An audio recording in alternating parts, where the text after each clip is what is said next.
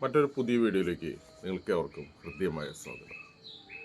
ഒരുപാട് വ്യക്തികൾ പറയുന്ന ഒരു കാര്യമാണ്, എനിക്ക് ഹെൽത്ത് ഇൻഷുറൻസിൻ്റെ ക്ലെയിം കിട്ടിയില്ല, അല്ലെങ്കിൽ എൻ്റെ ക്ലെയിം കമ്പനി റിജക്റ്റ് ചെയ്ത് കളഞ്ഞു. കഴിഞ്ഞ 13 വർഷമായി ഇൻഷുറൻസ് ഇൻഡസ്ട്രിയിൽ നിലനിൽക്കുന്ന എനിക്ക് നിങ്ങൾക്ക് പറഞ്ഞു നൽകാൻ സാധിക്കും എങ്ങനെയാണ് നിങ്ങളുടെ ക്ലെയിം റിജക്റ്റ് ചെയ്യാതിരിക്കാൻ നിങ്ങൾ എന്തൊക്കെ കാര്യങ്ങൾ ചെയ്യണമെന്ന്. ക്രമ രീതിയിൽ ഞാൻ പറയാം. ആദ്യമായി നിങ്ങൾ ചെയ്യേണ്ടത്, നിങ്ങളെ ഒരു അഡ്വൈസർ സമീപിക്കുമ്പോൾ ആ വ്യക്തിക്ക് നിങ്ങളെപ്പറ്റി ഒന്നും അറിയാൻ സാധ്യതയില്ല. നിങ്ങൾ തന്നെ ആ വ്യക്തിയോട് കൃത്യമായി പറയണം നിങ്ങൾക്ക് എന്തെല്ലാം ആരോഗ്യ പ്രശ്നങ്ങളുണ്ടെന്ന്. കൃത്യമായിട്ട് പറയുകയാണെങ്കിൽ, നിങ്ങൾ പോളിസി എടുക്കുന്നതിന് 10-15 വർഷം മുമ്പ് നിങ്ങൾക്ക് എന്തെങ്കിലും ഓപ്പറേഷനുകൾ സംഭവിച്ചിട്ടുണ്ടെങ്കിൽ, അതല്ലെങ്കിൽ ദീർഘമായി നിങ്ങൾ ഏതെങ്കിലും മരുന്നുകൾ കഴിക്കുന്നുണ്ടെങ്കിൽ, നിങ്ങൾ ആ അഡ്വൈസറുടെ അടുത്ത് കൃത്യമായിട്ട് പറയണം എനിക്ക് ഇങ്ങനെ ഒരു ആരോഗ്യ പ്രശ്നമുണ്ടെന്ന്, അല്ലെങ്കിൽ ഞാൻ മരുന്നുകൾ കഴിക്കുന്നുണ്ടെന്ന് ആ വ്യക്തിയോട് തുറന്നു പറയണം. കൃത്യമായിട്ട് പറയുകയാണെങ്കിൽ, നിങ്ങൾക്ക് പോളിസി എടുക്കുന്ന സമയത്ത് 10 വർഷം മുമ്പോ 15 വർഷം മുമ്പോ ഹെർണിയയുടെയോ വെരിക്കോസിൻ്റെയോ അല്ലെങ്കിൽ സൈനറ്റിസിൻ്റെയോ എന്തെങ്കിലും ഓപ്പറേഷനുകൾ നടന്നിട്ടുണ്ടെങ്കിൽ, ആ ഓപ്പറേഷൻ്റെ ഡിസ്ചാർജ് സമ്മറി നിങ്ങളുടെ കൈവശമുണ്ടെങ്കിൽ ആ ഡിസ്ചാർജ് സമ്മറി വേണം ഇൻഷുറൻസ് കമ്പനിക്ക് ആദ്യം നൽകാനായിട്ട്. എനിക്ക് ഇങ്ങനെ ഒരു അസുഖം ഇത്ര വർഷം മുമ്പ് ഉണ്ടായിരുന്നു. ഇനി നിങ്ങളുടെ ഡിസ്ചാർജ് സമ്മറി ഇല്ല, അങ്ങനെയാണെങ്കിൽ നിങ്ങൾ ചെയ്യേണ്ട കാര്യം, ഒരു ലെറ്റർ ഏത് ഇൻഷുറൻസ് കമ്പനിക്കാണെന്ന് വെച്ചാൽ ആ കമ്പനിക്ക് എഴുതുക. എന്നിട്ട് പറയുക, ഒരു ഉദാഹരണമായിട്ട് എറണാകുളം ലിസി ഹോസ്പിറ്റലിൽ വെച്ചാണ് ആ ഓപ്പറേഷൻ നടന്നതെങ്കിൽ നിങ്ങൾ ഇങ്ങനെ പറയുക, എനിക്ക് ഇന്ന വർഷം ഇന്ന മാസം ഇന്ന ദിവസം എറണാകുളം ലിസി ഹോസ്പിറ്റലിൽ വെച്ച് ഹെർണിയ ഓപ്പറേഷൻ ചെയ്യുകയുണ്ടായി. ഇത്ര വർഷങ്ങൾക്ക് മുമ്പാണ് എനിക്കത് ചെയ്തത്. ഇപ്പോൾ എനിക്ക് ഹെർണിയ സംബന്ധമായിട്ട് മറ്റ് ആരോഗ്യ പ്രശ്നങ്ങളൊന്നുമില്ല. ഇത് പരിഗണിച്ച് എനിക്ക് പോളിസി ശരിയാക്കി തരണമെന്ന് വിനീതമായി അഭ്യർത്ഥിക്കുന്നു. ഇങ്ങനെ പറയുമ്പോൾ നിങ്ങളൊരു സെൽഫ് ഡിക്ലറേഷൻ കൊടുക്കുകയാണ് ഇൻഷുറൻസ് കമ്പനിക്ക്, എനിക്ക് ഹെർണിയ വന്നിരുന്നു. അപ്പോൾ നിങ്ങളെ സംബന്ധിച്ച എല്ലാ കണ്ടീഷൻസും കമ്പനിക്ക് അറിയാവുന്നതുകൊണ്ട് തന്നെ ഭാവിയിൽ നിങ്ങൾക്കൊരു ക്ലെയിം വരുമ്പോൾ പ്രശ്നം ഉണ്ടാവില്ല. അത് ഒന്നാമത്തെ വഴി. രണ്ടാമത്തെ വഴി എന്ന് വെച്ചാൽ, നല്ല ട്രെയിൻ ചെയ്ത, നല്ല പരിശീലനം സിദ്ധിച്ച ഒരു ഇൻഷുറൻസ് അഡ്വൈസറെ ഇന്ന് പോളിസികൾ എടുക്കാൻ ശ്രദ്ധിക്കണം. ട്രെയിൻ ചെയ്ത ഇൻഷുറൻസ് അഡ്വൈസർ എന്നുകൊണ്ട് ഞാൻ ഉദ്ദേശിച്ചത് ഇതാണ്. കഴിഞ്ഞ 13 വർഷമായി ഇൻഷുറൻസ് ഇൻഡസ്ട്രിയിൽ നിൽക്കുന്ന ഒരു വ്യക്തി എന്ന നിലയ്ക്ക് ഈ നാട്ടിലുള്ള ഇൻഷുറൻസ് പോളിസികളെ പറ്റി ചെറുതായിട്ട് ഞാനൊന്ന് പറയാം. ഞാൻ പ്രതിദാനം ചെയ്യുന്ന company star health and allied insurance ആണ്. ഇന്ത്യയിലെ ഏറ്റവും വലിയ ഹെൽത്ത് ഇൻഷുറൻസ് കമ്പനികളിൽ ഒന്നാണ് സ്റ്റാർ ഹെൽത്ത്. അപ്പോൾ സ്റ്റാർ ഹെൽത്തിനെ വെച്ചിട്ട് പറയുകയാണെങ്കിൽ, സാധാരണ രീതിയിൽ ഒരു വ്യക്തി ഒരു പോളിസി എടുത്താൽ 24 മണിക്കൂറിന് ശേഷം സ്റ്റാർ ഹെൽത്തിൽ നിന്ന് ഒരു കോൾ വരും. പോളിസി ആക്റ്റീവായതിൻ്റെ ഒരു അർത്ഥമാണ്. 24 മണിക്കൂർ കഴിഞ്ഞാൽ ആക്സിഡൻറ്റ് സംബന്ധമായ എല്ലാ ക്ലെയിമുകളും സ്റ്റാർ ഹെൽത്ത് നൽകുന്നുണ്ട്. പനി പോലെയുള്ള ചെറുങ്ങനെയുള്ള അസുഖങ്ങൾക്ക് 30 ഡോസിന് ശേഷം സ്റ്റാർ ഹെൽത്ത് നൽകും. ഇനി ആദ്യമായിട്ട് വരുന്ന ക്യാൻസർ, ആദ്യമായിട്ട് വരുന്ന അറ്റാക്ക്, ഇങ്ങനെയുള്ള മേജർ സ്വഭാവമുള്ള അസുഖങ്ങൾക്ക് 91 ഡോസിന് ശേഷം സ്റ്റാർ ഹെൽത്ത് നൽകുന്നുണ്ട്. ഒപ്പം തന്നെ അപ്പൻഡിക്സിന് ഓപ്പറേഷനാണ് നിങ്ങൾക്ക് സംഭവിക്കുന്നതെങ്കിൽ നിങ്ങൾക്ക് 91 ഡോസിന് ശേഷം സ്റ്റാർ ഹെൽത്ത് നൽകും. ഇനി ജീവിതശൈലി അസുഖങ്ങൾ എന്ന് പറയുന്ന ഒരു വിഭാഗമുണ്ട്. എന്ന് വെച്ചാൽ പ്രത്യക്ഷത്തിൽ നിങ്ങളുടെ ശരീരത്തിൻ്റെ ഒരു ഭാഗമായിട്ട്, ഒരു അസുഖമായിട്ട് നിൽക്കുകയും എന്നാൽ ഇപ്പോൾ നിങ്ങൾക്ക് ചികിത്സിക്കേണ്ട ആവശ്യമില്ലാത്ത തരത്തിലുള്ള അസുഖങ്ങളാണ്. ആ അസുഖങ്ങൾ എല്ലാ മനുഷ്യർക്കും ഉണ്ട്. ഇപ്പോഴത്തെ കാലഘട്ടത്തിൽ അത് വരാറുണ്ട്. എന്ന് വെച്ചാൽ piles, fistula, hernia, varicose vein, sinusitis, എല്ലാത്തരം കല്ലുകളും, സ്ത്രീകളുടെ യൂട്രസ് റിമൂവല്, അങ്ങനെയുള്ള ചില അസുഖങ്ങൾ, ഇങ്ങനെയുള്ള ഇങ്ങനെ ഒരു 15ഓളം അസുഖങ്ങളുണ്ട്. നാട്ടിലെ എല്ലാ ഇൻഷുറൻസ് കമ്പനിക്കും ഒരേ നിയമമാണ്. ഈ അസുഖങ്ങൾക്ക് സാധാരണ രീതിയിൽ 24 മാസത്തിന് ശേഷമാണ് ഇൻഷുറൻസ് കമ്പനികൾ ക്ലെയിം കൊടുക്കാറുള്ളത്.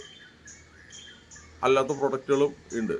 സ്റ്റാർ ഹെൽത്തിൽ സൂപ്പർ സ്റ്റാർ പോലെയുള്ള പ്രൊഡക്റ്റുകൾ 1 മാസം കഴിഞ്ഞാൽ ക്ലെയിം കൊടുക്കുന്ന സിസ്റ്റമൊക്കെ ഉണ്ട്. ഓക്കെ. ഇനി PD എന്ന് പറയും. നിങ്ങൾക്ക് നിലവിലുള്ള അസുഖങ്ങൾ, അതിന് 36 മാസമാണ് നിലവിൽ കമ്പനികൾ സാധാരണ രീതിയിൽ കൊടുക്കുന്നത്. 1 വർഷം കൊണ്ട് കൊടുക്കുന്നുണ്ട്, 2 വർഷം കൊണ്ട് കൊടുക്കുന്നുണ്ട്, 4 വർഷം കഴിഞ്ഞാൽ കൊടുക്കുന്നുണ്ട്, 36 മാസം കഴിഞ്ഞാൽ കൊടുക്കുന്നുണ്ട്. അത് പല കമ്പനികൾക്കും പല പോളിസികൾക്കും അടയ്ക്കുന്ന പൈസ അനുസരിച്ച് കമ്പനി അനുസരിച്ചൊക്കെ വ്യത്യാസങ്ങളുണ്ടാക്കും. എങ്കിലും ഒരു ജനറലൈസ് ചെയ്ത് പറയുകയാണെങ്കിൽ 36 മാസത്തിന് ശേഷം നിലവിലുള്ള എല്ലാ അസുഖങ്ങൾക്കും ക്ലെയിം കിട്ടും. ഈ ഒരു കാര്യങ്ങൾ നിങ്ങൾ മനസ്സിലാക്കിയിരിക്കണം. ഇനി ചില പ്രത്യേക അസുഖങ്ങൾക്ക് ഇൻഷുറൻസ് കമ്പനി പറയും നിങ്ങൾക്ക് ആ അസുഖത്തിന് ജീവിതകാലത്ത് മുഴുവനായിട്ട് നിങ്ങൾക്ക് ക്ലെയിം തരികയില്ല എന്ന് പറഞ്ഞു കളയും. അത് ചില വ്യക്തികളുടെ ശാരീരിക അവസ്ഥകൾക്ക് വെച്ചാണ്. ഇത്തരം കാര്യങ്ങൾ നിങ്ങൾ അഡ്വൈസറിൽ നിന്ന് ചോദിച്ച് മനസ്സിലാക്കണം.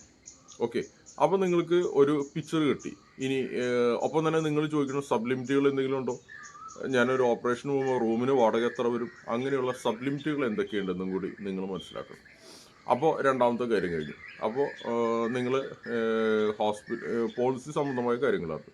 ഇനി മൂന്നാമത്തെ ഒരു കാര്യം എന്ന് വെച്ചാൽ നിങ്ങൾ ഹോസ്പിറ്റലിൽ അഡ്മിറ്റ് ആയാൽ 24 മണിക്കൂറിനുള്ളിൽ തന്നെ നിങ്ങളുടെ ഹെൽത്ത് ഇൻഷുറൻസ് കമ്പനി ഏതാണോ ആ കമ്പനിനെ ഇൻറ്റിമേഷൻ ചെയ്യണം.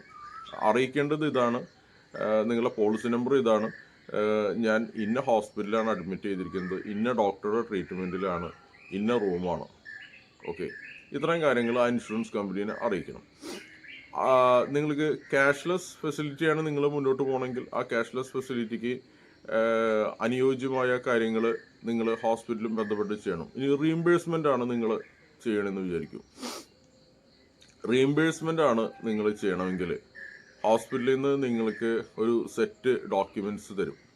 ഓക്കെ, നിങ്ങളുടെ ഇതുവരെ നടത്തിയേക്കണ എല്ലാ ടെസ്റ്റുകളും അതിൻ്റെ റിപ്പോർട്ടുകളും അതിൻ്റെ എക്സ്റേ സ്കാനിങ് CT സ്കാനിൻ്റെ റിപ്പോർട്ടുകൾ ഇതെല്ലാം അടങ്ങുന്ന ഒരു സെറ്റ് നിങ്ങൾക്ക് ഹോസ്പിറ്റലിൽ നിന്ന് നൽകും.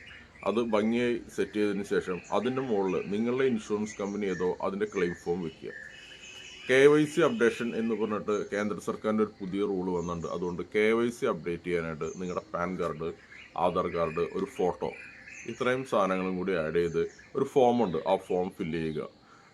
ഫോം ഫില്ല് ചെയ്ത് കഴിഞ്ഞിട്ട് അതിൻ്റെ കൂട്ടത്തിൽ നിങ്ങളുടെ പോളിസി ബോണ്ടിൻ്റെ ഒരു കോപ്പി, ക്യാൻസൽഡ് ചെക്ക് ലീഫ്, ഇത്ര ഡോക്യുമെൻ്റ് അടക്കം നിങ്ങളുടെ ഏജൻറ്റ് അല്ലെങ്കിൽ നിങ്ങളുടെ നിയറസ്റ്റ് ബ്രാഞ്ച് ഓഫീസ് എവിടെയോ അവിടെ നിങ്ങൾ കൊണ്ടുപോയിപ്പിക്കുക.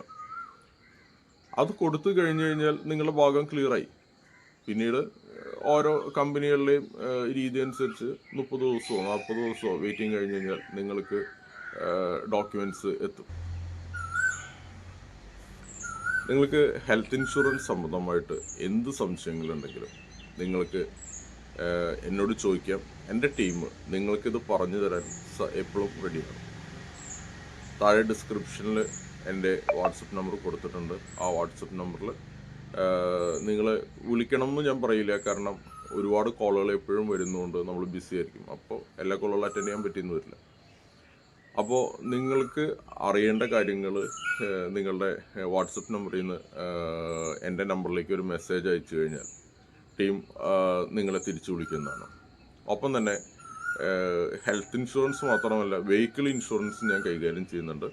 നിങ്ങൾക്ക് വെഹിക്കിൾ ഇൻഷുറൻസ് സംബന്ധമായ എന്തെങ്കിലും സർവീസുകളോ എന്തെങ്കിലും സംശയങ്ങളോ നിങ്ങൾക്ക് ആവശ്യമുണ്ടെങ്കിൽ എൻ്റെ വാട്സപ്പ് നമ്പറിൽ നിങ്ങൾക്ക് കോൺടാക്റ്റ് ചെയ്യാം. നിങ്ങൾക്ക് മെസ്സേജ് ചെയ്താലും മതി. അതുപോലെ തന്നെ നിങ്ങൾക്ക് ലൈഫ് ഇൻഷുറൻസ് സംബന്ധമായ എന്തെങ്കിലും ആവശ്യങ്ങളുണ്ട്, എന്തെങ്കിലും സർവീസ് പ്രശ്നങ്ങളുണ്ട്, അങ്ങനെയാണെങ്കിൽ അതും ഞാൻ പരിഹരിച്ചു തരുന്നതാണ്. കഴിഞ്ഞ 13 വർഷമായി ഇൻഷുറൻസ് വിപണന രംഗത്ത് നിൽക്കുന്ന ഞാൻ 2 വർഷം MDRT ആണ്, $1 മില്യൺ റൗണ്ട് ടേബിൾ എന്ന ഒരു ഇൻ്റർനാഷണൽ ബ്രാൻഡിൻ്റെ കൂടിയാണ് ഞാൻ 2 വർഷമായിട്ട് നിൽക്കുന്നത്. അപ്പോൾ നിങ്ങൾക്ക് ഇതിനകത്ത് എന്ത് ആവശ്യങ്ങളുണ്ടെങ്കിലും ഏത് സമയവും നിങ്ങൾക്ക് എൻ്റെ വാട്സപ്പ് നമ്പറിൽ നിങ്ങൾക്ക് കോൺടാക്റ്റ് ചെയ്യാം. ഇനിയും പുതിയൊരു വീഡിയോയുമായിട്ട് നിങ്ങളുടെ മുന്നിലേക്ക് എത്തുന്ന സ്നേഹപൂർവ്വം